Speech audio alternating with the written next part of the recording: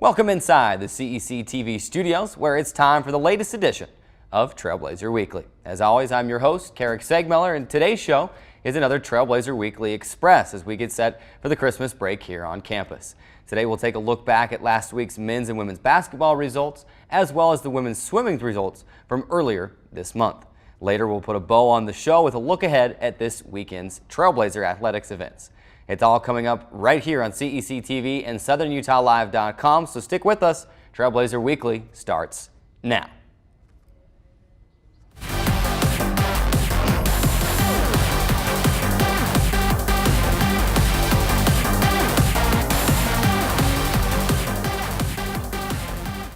We kick off the show today with women's swimming, as the Trailblazers headed to Grand Junction, Colorado earlier this month for its biggest meet of the year so far at the Colorado Mesa Winter Invitational.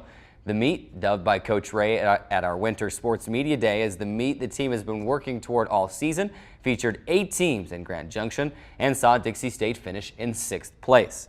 Dixie State combined to record 53 new personal bests at the meet, finishing with 354 total points ahead of Colorado State Pueblo and Adams State.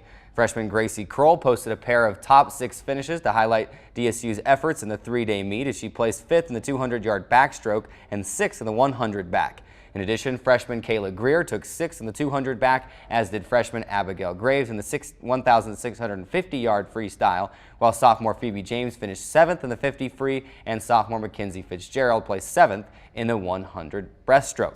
Dixie State also combined for 3 top 5 showings in the relay events, including 5th place finishes in the 200 medley and the 400 free relays, and a 6th place result in the 200 free relay.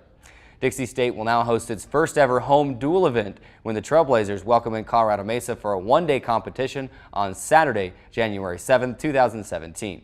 The meet will be held at the Washington City Community Center beginning at 3 p.m. Of course, we'll have more on DixieAthletics.com, updates for that as that event gets closer.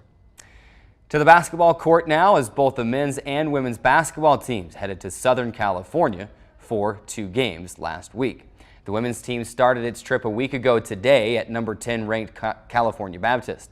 Dixie State tied the game at 22-22 on a Tremina Jordan jump shot in the first possession of the second quarter, but the Lancers responded with 3 consecutive baskets to push the lead to 30-22.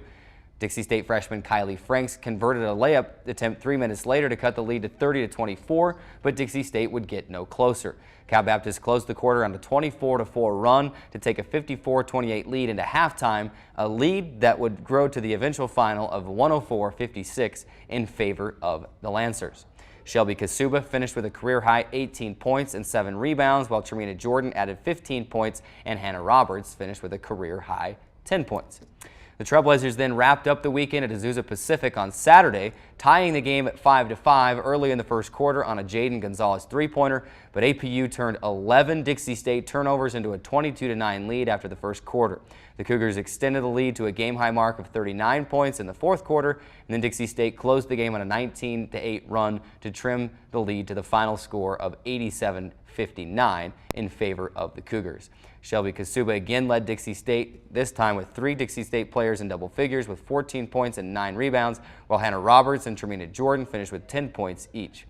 The Dixie State women's basketball team is now 0-9 overall and 0-3 in Pac West play. They'll host Notre Dame. Dana Muir will talk about that a little bit later in the show today. To men's basketball now, as the Trailblazers went on a 4-game win streak, took that 4-game win streak to number 3 ranked California Baptist on Thursday. And after a back-and-forth first half, Dixie State trailed 34-29 at the break on Thursday. Dixie State bolted out of the gates in the second half as the Trailblazers opened the stanza with a 12-4 run, including 6 points from Trevor Hill and 4 from Zach Hunter to reclaim the lead at 41-38 with 3 minutes gone by in the period. That run provided Dixie State with the momentum it would need to answer each Lancer run during the second half, and Dixie State was able to hold CBU at bay to escape with a 75-71 win.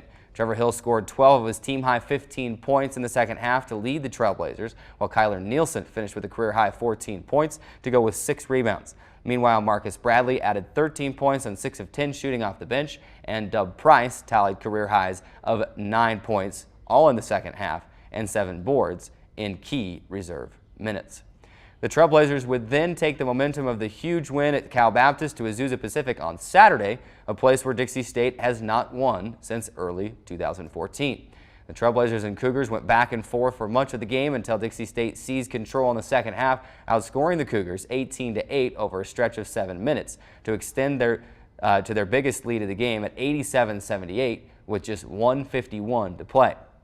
Just when it looked like the Trailblazers would have their first win at APU since 2014, Azusa Pacific then went off from the perimeter as the Cougars tallied 5 3-pointers in the span of 1 minute and 40 seconds to ultimately pull even at 93-93 with 11 seconds remaining in the second half. That run saw APU hit a 3-pointer, then force a Dixie State turnover, leading to another triple to tie the game. Dixie State had a chance to win in regulation, but couldn't get a shot off, and APU prevailed in overtime with a 104-103 victory. The game marked the 4th overtime game of the season for Dixie State, as Trevor Hill scored 17 of his season-high 25 points after halftime, while he just missed a triple-double by 3 assists as he finished with a team-high of 12 rebounds and 7 assists. Brandon Simister hit 7 of 10 from the floor with a career-tying 5 3-pointers en route to a season-high 23 points, while Kyler Nielsen tallied a career-best 20 points on 7 of 10 shooting from the field and 6 of 7 from the line. Josh Fuller finished with 17 points and 7 boards. Dixie State now sits at 5-4 overall and 2-1 in Pac West play. To the soccer pitch now, as Dixie State University Director of Athletics, Dr. Jason Booth announced Wednesday the hiring of Johnny Broadhead as the new head men's soccer coach. A native of Orem, Utah, Broadhead comes to Dixie State after a 3-year run as an assistant men's soccer coach at Utah Valley University, the first 2 of which he served as a volunteer coach before being elevated to a full-time assistant prior to the start of the 2016 season. Prior to his time at UVU, Broadhead served as a two-year stint as assistant coach at Colorado Mesa with former DSU head coach Josh Pittman. The Mavericks won a combined 20, 12, and 8 during his 2 seasons in Grand Junction, including a Rocky Mountain Athletic Conference Tournament Championship in 2013. Of course, the men's soccer team is coming off its most successful season in the program's 9-year history in 2016 as the Trailblazers won their first Pac West Conference title and made their first ever trip to the NCAA tournament.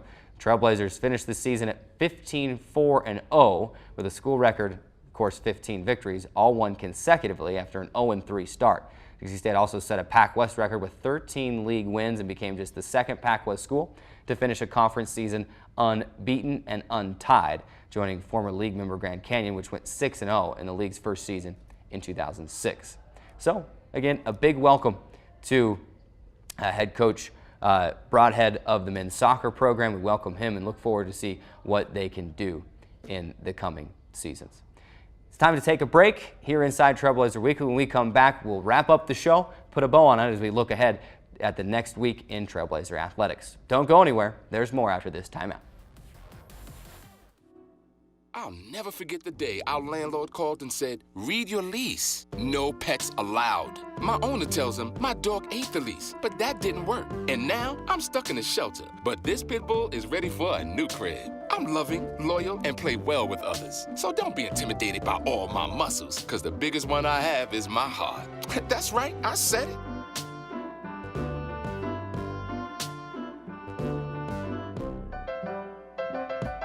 There is a place where rocks bleed and nature blushes on a battlefield green with envy, where dimples determine destiny and a tiny wooden tee holds the outcome in the balance.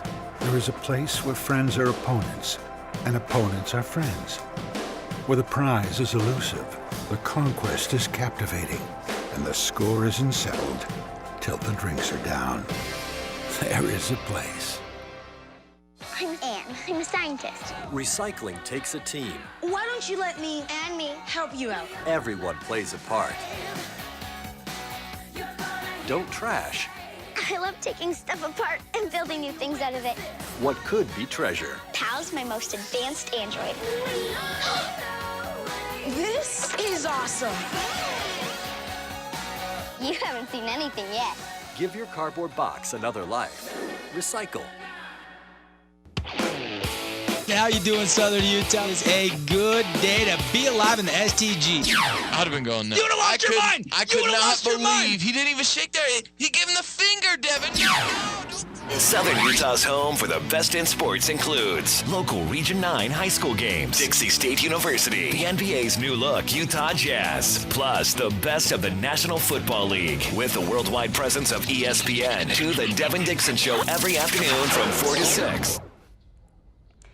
Welcome back to Trailblazer Weekly. It's time now to take a look ahead at what's in store in the next week in Trailblazer athletics, and to do so you can follow along on your screen with the on-screen graphics. And it starts this Saturday. It's all basketball now. Fall sports all in the books. No women's swimming right now over the holiday break. It's all men's and women's basketball starting on Saturday, hosting the Argonauts of Notre Dame de Namur University.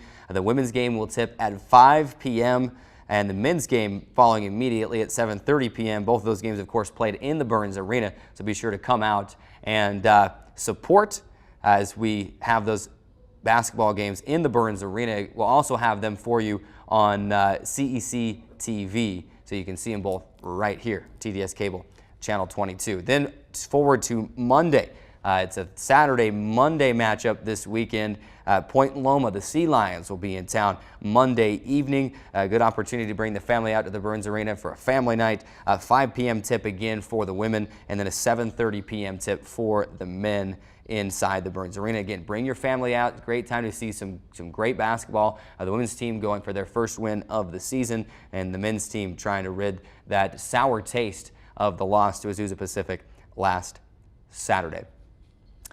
So there you have it, basketball games on Saturday and Monday, then it's off for the Christmas break. In fact, we'll be taking that break as well here on Trailblazer Weekly, as many of our great crew members are students here at Dixie State. We'll give them the break, then return to the air on January 10th as we move the show to Tuesdays in the beginning of the new year. In the meantime, you can catch all the Trailblazer Weekly episodes on demand at southernutahlive.com and on the Dixie State Athletics YouTube page.